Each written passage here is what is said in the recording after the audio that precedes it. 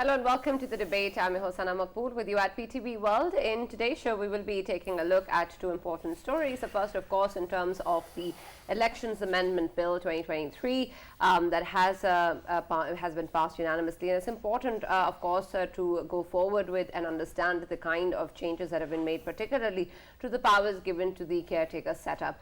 Of course, the political and economic crisis in Pakistan points towards a very serious matters that, of course, the caretaker setup will have to deal with as well. So this was something that was also being floated prior to this bill, and so now we've seen that the caretaker setup will not be only confined to day-to-day matters, but will be able to exercise powers relating to urgent matters, and of course what they may be. We'll try and explore further in the discussion. We also know that the caretaker setup will have powers to appoint and transfer officials, which is also something that was amended from previously, which was only limited to after the approval of the SCP or in matters that needed to be expedited. So we're going to be taking a look at the number of provisions that not only pertains to the caretaker setup, but also in terms of the elections and its procedures and how it's going to impact the upcoming general elections, and whether or not there will be more value added to the entire system. Our next story is going to focus on what is going on in India, and it's important, of course, to understand the kind of propaganda campaign that has been going on for so long.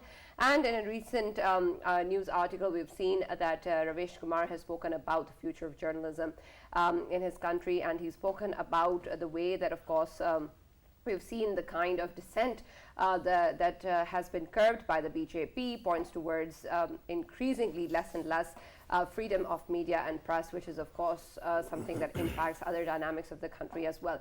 And so what may be the future of journalism is something that we'll explore there, and how it's going to impact the different communities within India and shape its political structure as well. For this and more, as always, in the studios, we have with us Farrukh Pitafi, senior analyst, and Raja Faisal, senior geopolitical analyst. And we've also been joined by Muhammad Adil Chattha, who's a legal expert. He's joined us online.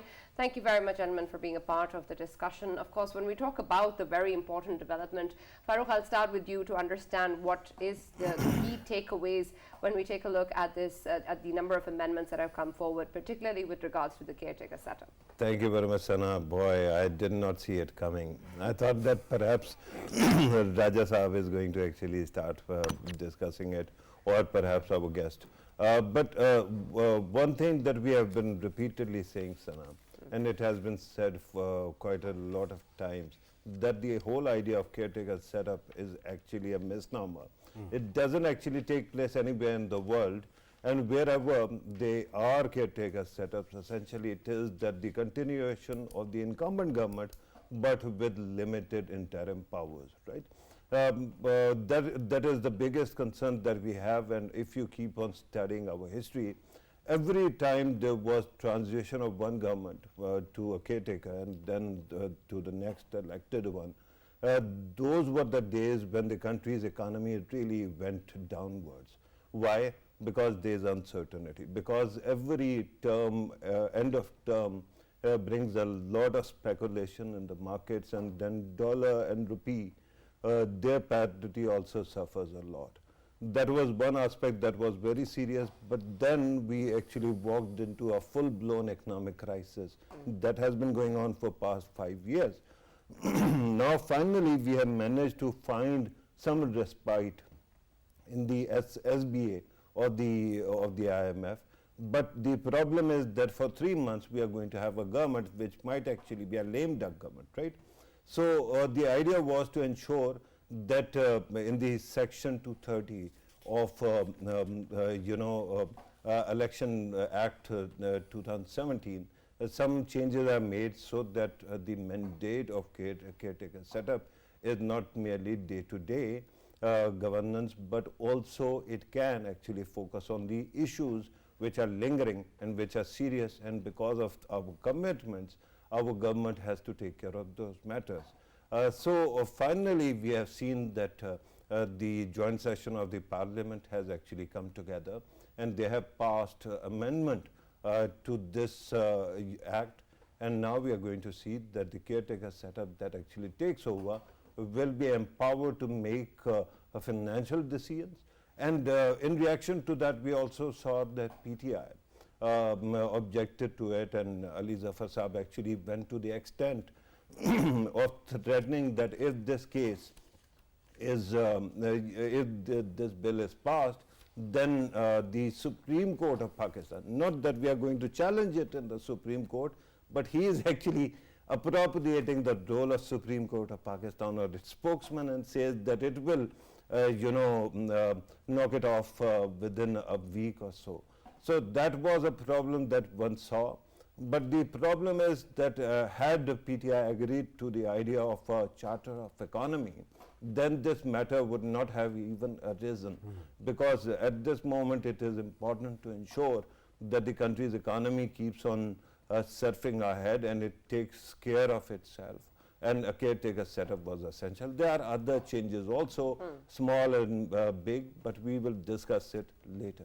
Right, and I'll go to you, Mr. Adil, when we talk about these amendments, but it's also important, of course, to understand the kind of issues that the caretaker setup will face. I understand that there were, of course, some objections, but when we talk about particularly the IMF and other important matters that the caretaker setup will have to deal with, what do you think about the provisions that have been given to them in terms of increasing their power, whether or not they will be absolutely necessary in terms of the political and economic crisis we currently face, and whether or not they will in any way can potentially be counterproductive to the overall system and of course the coming in of the next government?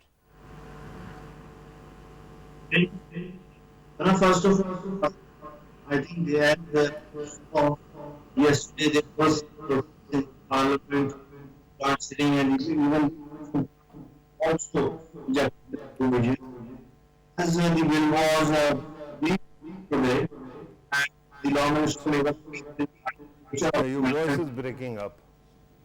Chattha Sahab, there seems to be some problem with your audio. We are going to try to fix it.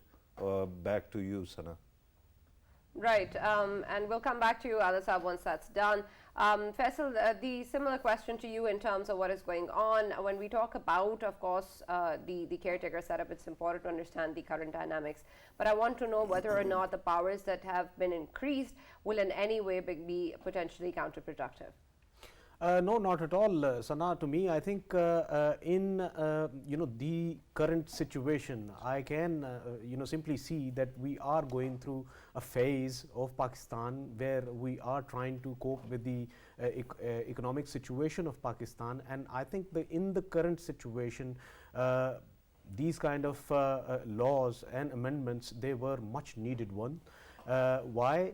Because once we are expecting the FDIs, then we have to ensure that the international FDIs they do come to Pakistan, and they will only come to Pakistan once the trust is there.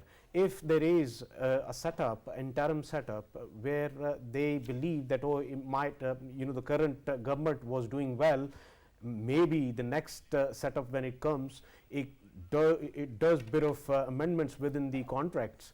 So I think it was necessary to do it at this hour, and the current setup, it is just ensuring that the contracts which were done before and are already going on, and the contracts which still needs to be liquidated in coming future, they are not harmed by the next setup, the interim setup, and in that way, that's the only way to ensure or to meet the challenges, the economic challenges of the country. I think it's a very positive step forward, and this was the kind of consensus we have always been talking about. I remember even last year, Sana, me, you, and Farrukh bhai, we've been talking about a consensus that all of the parties, they have to have a consensus as long as we are talking about the economy of Pakistan. And now, once things are moving smoothly in terms of economy, it was much needed that all of the investors, they are aware that the coming interim setup, it would not harm it at all. So I think it's a win-win situation for the whole country. Right, Adil Sahab, let's try and speak to you again. Can you hear me? Unfortunately, I think we don't have a connection yet, but we'll try and establish that again. But Farrukh, I also want to explore the other aspects within the amendment to beyond the powers of the caretaker setup, especially in terms of any increased transparency within the election system, or any sort of way that strengthens or empowers the entire procedure as well. Do you think that the amendments that have been made with regards to the different procedures adds value to both it being transparent and it having more strength and in terms of efficiency, or do you think that some perhaps goes the other way? No, I think that it does add to the transparency of the system. Sana, remember in 2018 elections, the biggest problem was regarding RTS notification system, right? At that time, result was being compiled, and at that time, it actually somehow collapsed. And because of that, the incumbent parties, which are now in power, at that time they were in opposition.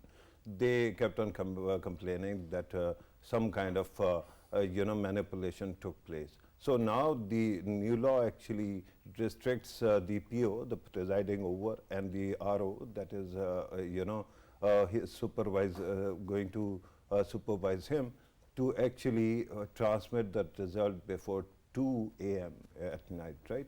That is the latest time that is possible. And then if for some reason PO, presiding officer, cannot actually send this digitally in the absence of internet, then he has to ensure that the result is physically delivered to the RO. That is one aspect which I thought was interesting. And then it further, the RO is bound to actually transmit it further onwards. That is one aspect that I thought that is very important. And there's a caveat. I'm going to come to the caveat also. The second thing that we have been complaining about the campaign finance issues. What we have been seeing is that there was always a restriction, an unrealistic restriction on the expenditure during the electoral process, canvassing and all.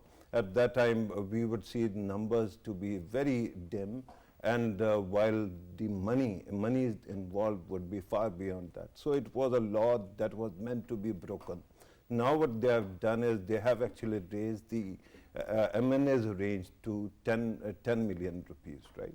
1 crore that is. It is a substantial sum, and I think while those who are going to be spendthrift are going to spend a lot of money, in any case, but at least it creates a realistic expectation. And similarly, for an MPA's election, the amount is somewhere around 3 million or 4 million, right? So that is also realistic. Then the issue is the inflow of funds during the election campaign, and that was also very important because we have seen that people use Benami accounts to fund their campaigns. So now the only contributor, the monies that will flow in will come from the accounts of those who are actually, the accounts that are pre-existing in your name, in the candidate's name. So that will be used. Now the caveat that I was talking about, I remember since the start of my career as a journalist, every 5 years, we have been amending and again amending the electoral laws. But there is one issue that is there, and that is in Pakistan, there are parties that win, and there are parties who think that there was something wrong done to them. Nobody is ready to accept defeat. So these laws are not going to change our attitude. If I don't want to lose, I will refuse to accept that results no matter what. And this has been happening for 25 years at least in front of me. I'm sure that it goes beyond that. And it starts from the very first election that took place in this country. So that will continue. For that, you need some kind of attitudinal change in political parties. And already we know one political party is already heavily indicating that it is not going to accept the outcome of results if they are not returned to power. Some kind of Trumpian politics on display. So these things cannot change that. All right. Adil Sahab, we're going to try once again and involve you in the discussion as well. Can you hear me? Adil Sahab, if you can hear me, try and say something so that we show that we can move on with the discussion.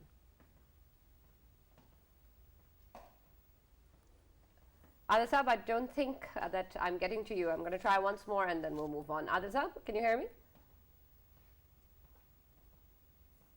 All right, let's move on. Faisal, when we talk about the bill, there's also an interesting aspect with reference to the way that there was a lot of emphasis previously on gender inclusivity, particularly bringing in more women or a certain percentage of women within the political parties as well. And it seems now that that emphasis has been removed. However, in other aspect, we also know that the transgender is also an aspect that is to include in the offense of whether somebody is going to ask another candidate to not be voted for based on anything, including, of course, the gender aspect as well.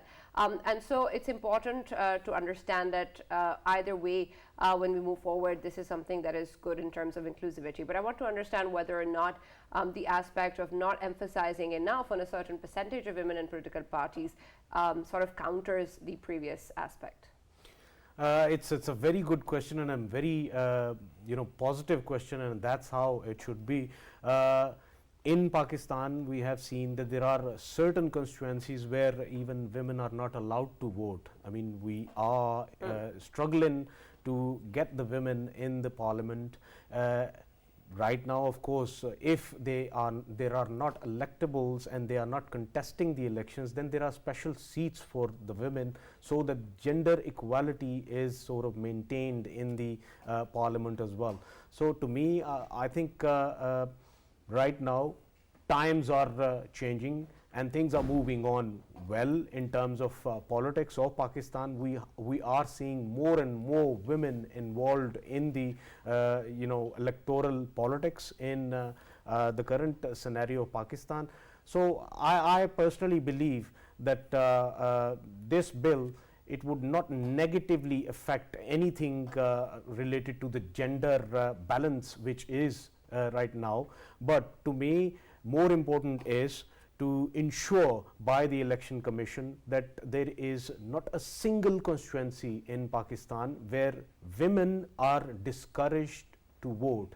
Women must vote, because we keep on forgetting that every time when we have elections, the turnouts, they are not very good numbers. The only reason behind it is that in certain constituencies, women are discouraged to vote from the both sides, from the multiple candidates. Right. They simply announce that women are not allowed. Faisal, I'm talking more about representation of women in political parties rather than just the voters. So it's not just more about encouraging them or there being a lack of discouragement. It's more about whether or not the representation in political parties will be there or ensured, and that seems to be omitted from this amendment. It is, and I think a focus must be on it. But if we overall look at all of the political parties, if we look at PMLN, if we look at PPP, even the opposition parties, all of the parties, they do have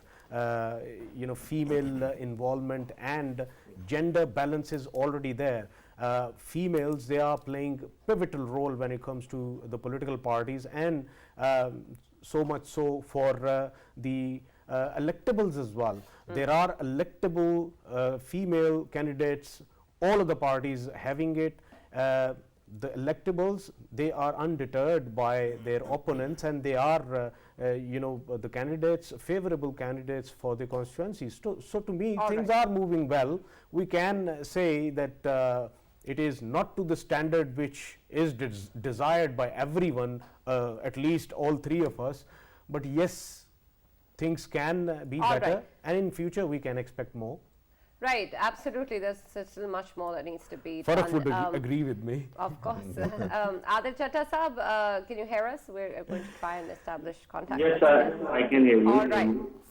Great, amazing. Adil Saab, the discussion, of course, is moving around the different amendments, but you may add to that in terms of what powers, of course, have been increased with the caretaker setup. But I also want to understand when we talk about the elections, we've seen also that there's been a lot of talk with regards to the assets of different candidates, and a lot of our political elements have been revolving around this aspect of assets beyond means, or not declaring all of the assets, whether or not the redefinition of assets that has come into play with the Elections Amendment 2023 is going to sort of impact that, and whether or not it sort of takes away from anybody who would have potentially come under this threat previously.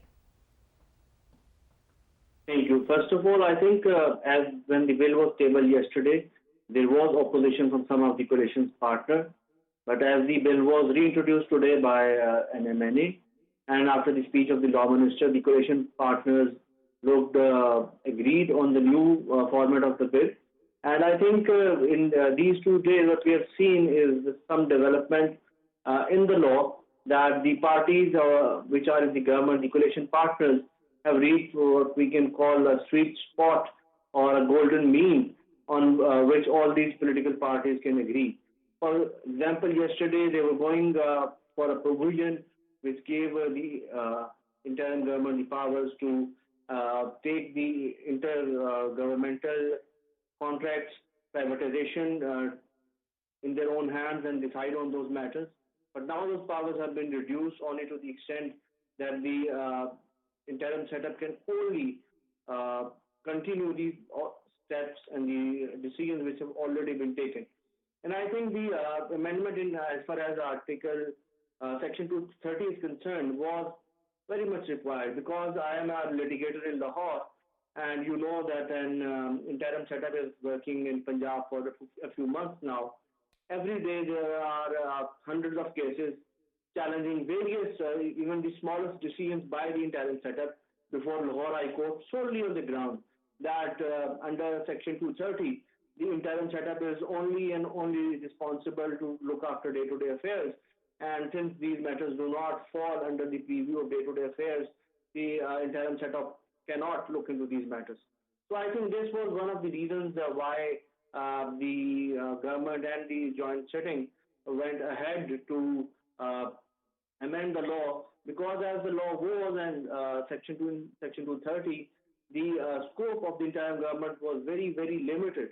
And now I think they've reached a sweet spot where the interim government can continue these steps and also take the decisions which are urgent in nature, but does not still has all the powers which an elected government has. I also want to know that there has been some criticism with regards to the timing of this bill as well, especially since, of course, the dissolution of assemblies is very near. Does this in any way come into play with regards to any legalities? Of course, the power certainly exists, but is it just something that has any legal obstacle, or is it just that this is criticism coming in from the opposition or others critical of the ruling elite? Obviously there is criticism from the opposition. There is also criticism from political activists as well. But if we look at the political history of Pakistan, and ever since we have these interim setups post 1985, what we have seen is that no election acts, no election ordinances before these ones restricted the powers of the interim government. And it was only in 2017 that all the parties sat together and brought the legislation in which there was a restriction on the powers of the interim setup. And subsequent to that, many actions were challenged before various high courts. There were decisions of Peshawar High Court, of Lahore High Court, where many actions of the interim setup were struck down only because they were taken in the interim setup, even though they were of no big value. But they were only struck down because the 230 was too restrictive in nature.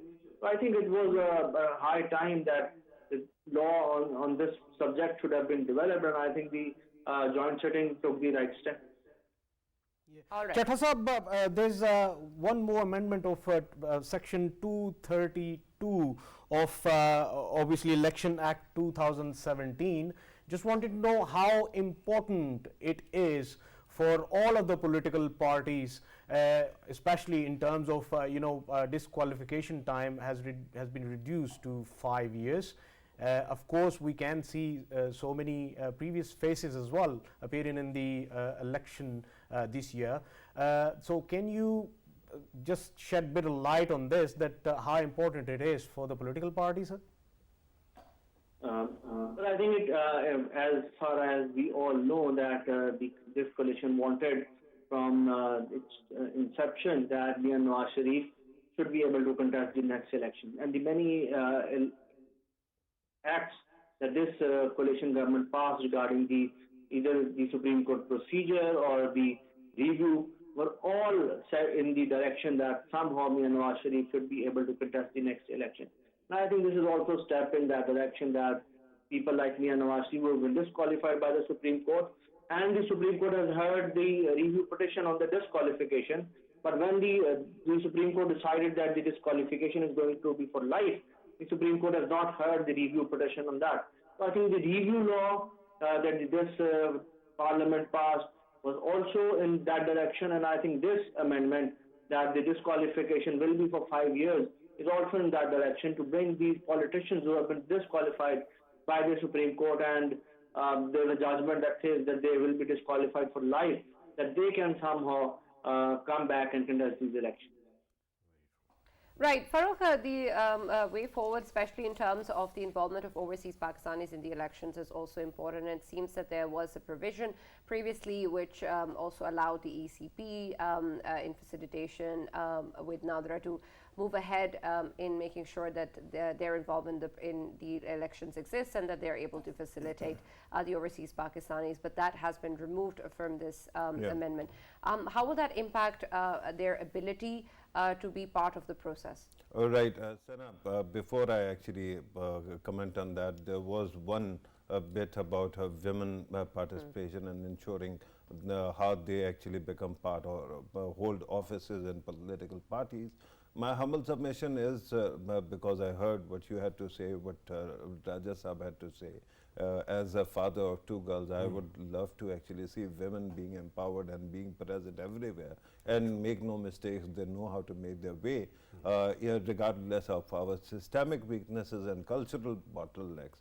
But having said that, let me very humbly say that when you talk about political parties, their internal infrastructure is usually very lacking.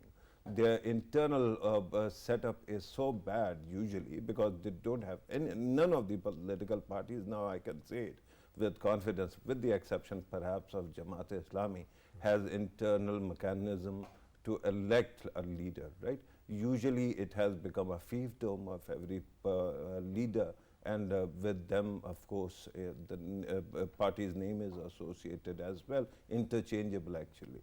So that's why I think that no matter how many laws you make or how many assurances you place in law, it will not work. You'll have to actually keep on egging the political parties on to have some structure. Once you have some structure, then you can actually talk about these quotas or these reservations for that matter. For now, I think that the bigger problem for me is not women being elected to public office or holding positions in parties, but the fact that in many parts of the country, you will see on the election day that the tribal elders or some kind of elders in their region will forbid women to participate in voting. And that is the biggest problem, and I think that we have to use all force to ensure that if somebody wants to vote, they are not stopped, because that is how you actually stop your 50% of population from having a voice, and because they are not there, then you actually play all games to manipulate the electoral outcomes, right?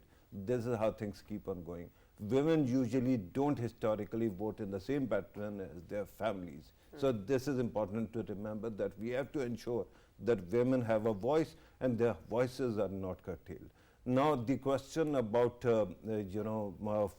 overseas Pakistanis, now there is a problem that you have to realize, and that is that the world that we live in is far bigger than Pakistan itself, right? Territorially it is far bigger, and then population wise also. Now when you talk about overseas Pakistanis, there is no constituency per se that is fixed in a one geographical entity. For example, had all Pakistani expatriates living in the US, had they been confined to New York for that matter, or Washington DC, then logistically it would have been very easy to actually get their vote, because then you ensure that there is a polling station and you go and vote there. It can be in the embassy, it can be in the consulate.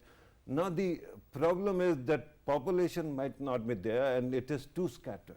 So what happens? Not everybody can actually travel on the election day to the assigned polling station, right? I'm talking about only one country, that is America, which has 50 states, and one of their state, Texas, is 80% of Pakistan's territory, and Alaska is twice Pakistan's size.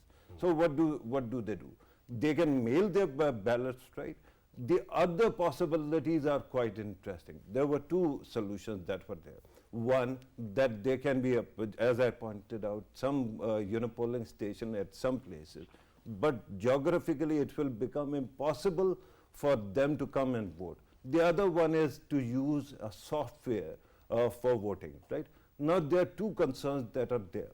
One, of course, all these voting systems or programs are going to run on the internet, and because they are going to run on the internet, but they are prone to hacking.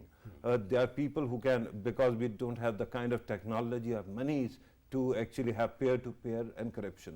The second thing is, when you actually vote, there's all, because of the time lag between Pakistan and that country, there's a possibility that I might vote and I might actually take a picture of that and start advertising on social media. Yeah. That has been known to happen, right? So with that kind of a situation, we need to first actually fix this problem, and then the issue, where exactly do those votes go? Do they go to any constituency particularly, or should there be new constituencies made for their voting? So this is such a complicated situation that you will need a lot of homework, a lot of money, and a lot of effort. Without that, I mean, there are countries that don't allow, dual nationality for that. We do, but there are concerns about this becoming a problem. Then, of course, these parties have been actually voicing this concern in the past, or at least the intellectuals associated with those parties have been saying this, that if you give expatriates voice in each constituency, there are 20 or 30% constituencies where the difference is 4,000 to 5,000 votes, right? So this can actually change. Now the question is, should a person who is not actually subject to the results or impact or consequences of their choice, right? An expatriate is sitting abroad. If there is going to be bad governance, they are not going to be exposed to that. Sure. But they have a voice, and they are going to actually have that kind of impact. So there are many questions that need to be settled. They haven't been settled. So I think that at this moment we can live with it. All right. Adil Saab, last question to you with reference to the law enforcement agencies also being allowed inside polling stations in case of emergencies.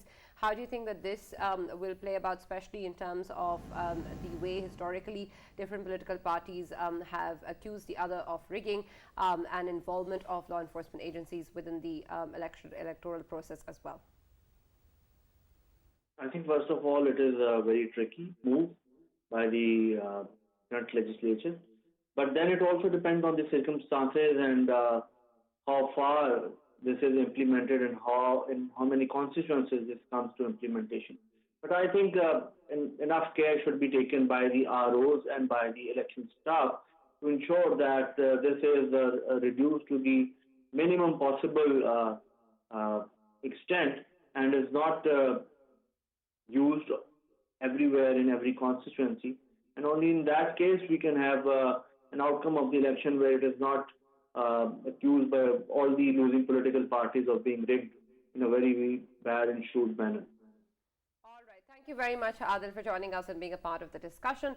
We'll move on to our next segment, which focuses on the future of journalism in India, particularly what Ravish Kumar had to say about that. And Faisal, I'd like to take your input first in terms of what all has been highlighted by Ravish Kumar and how exactly will the future of journalism then shape up. Well, Sana, it's a very important story from within India today. Why I say, because Ravish Kumar, at least there is one voice present in India that is speaking truth. Because if we look at today's Indian media, of course, we don't see anything other than a propaganda. If we talk about today's India, the most important stories that should be aired in on Indian channels and on Indian screen, that would have been Manipur. But for 4 consecutive months, it was a blackout and nobody said a single word about it. If we talk about Ravish Kumar, and of course he's highlighting it now, he should have done it long ago. He was quiet before, but now he's speaking about it. There should be more voices coming out of India, because when we talk about any society, we expect good and evil, both things in that society. If we talk about Indian media, of course I, being a journalist, expect good and bad both from within the Indian media. At least there is one good which is coming out now. I am expecting that there will be more voices that pop up from within India to speak about it. Why is it happening? Because for last 4 weeks I have been constantly looking at Indian media, and all they were highlighting was some girl who went from Pakistan to India. She's called Seema, and she was playing PUBG and blah blah blah. How is it important for a common Indian? Can you please tell me, how is it important for a common Indian? The most important thing which should have been important for India, for Indians, that was talking about the Manipur. Whatever was taking place within Manipur, that was important to highlight. And it's not about Manipur only. Everywhere there are incidents which are going unnoticed, because today's media is Modiya, or let's call it Godi media, which is being highlighted everywhere. Because it is a sold out media, they are paid to stay quiet on whatever Indian government does not want people to see, and that is what is happening right now. Ravish Kumar, thank you very much. You have popped up from somewhere within Indian media, but now we want to see more. Right, and I want to focus on what you've said, Faisal, because a lot of the issues in terms of what's important and is not covered, unfortunately, something that we see internationally as well, something that, Farrukh, you have also been critical of in terms of our own media, not focusing on perhaps issues that have are of more importance and perhaps more urgent. But in terms of what is going on in India, it also seems that this is something that comes with a lot of cost that people will have to pay because they have a dissenting voice in terms of what is going on within India or against the BJP, and that perhaps is a hard choice to make in terms of actually going ahead and speaking up. And I want to understand whether or not this is an expectation that we should possibly have in more and more people from within India to pay that price and to not be able to choose their own battles. And if not, then how do we change the future of journalism there?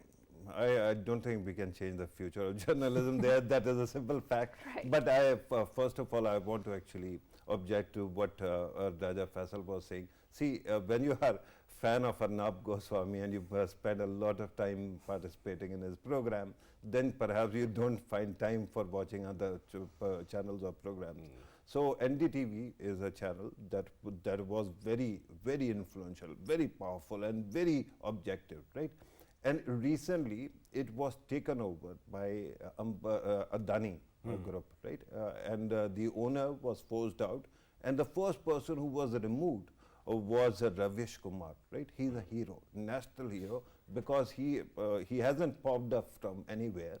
He hasn't actually been quiet for past 9 years. He has been the most vocal, anchor and journalist on television, and he has paid the price. Now he is actually working on YouTube channels, because then he has not been able to be allowed to go back to any regular news channel, right?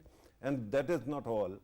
Since the start of this regime, and I'm using the word with a will to bite, right?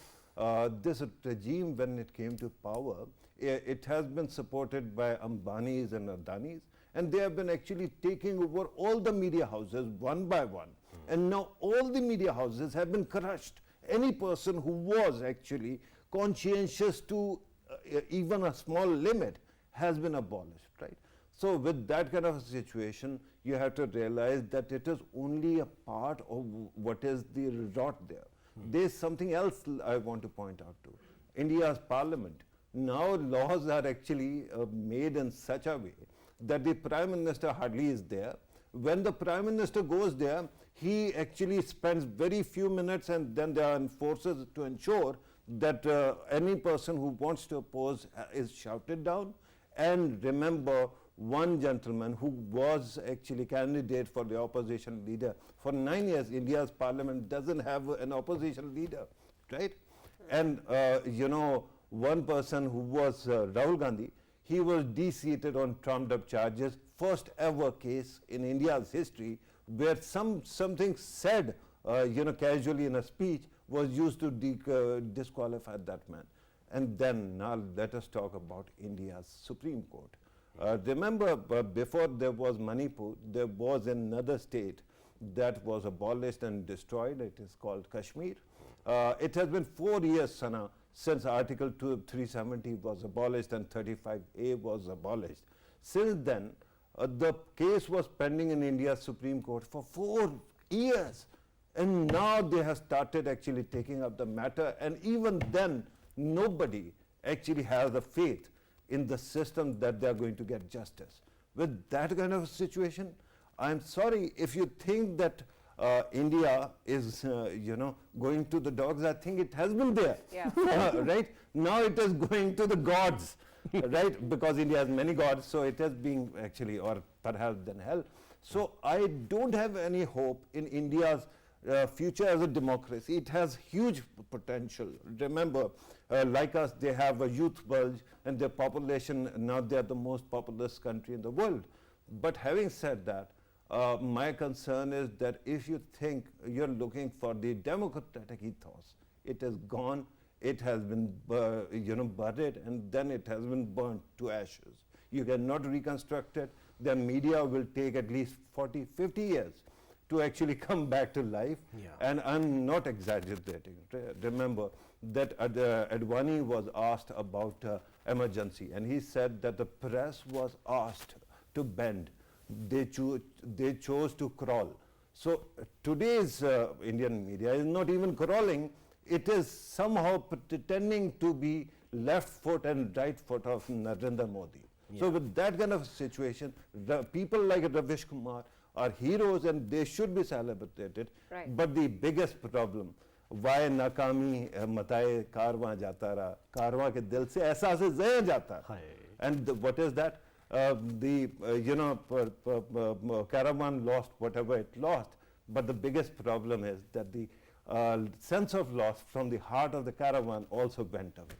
Yeah. So this is what is India today, and I don't think it can be a democracy anytime soon. All right, and on that note, thank you, Farrukh, thank you, Faisal, for joining us and being part of the discussion. That's all that we have from the debate. We'll see you tomorrow.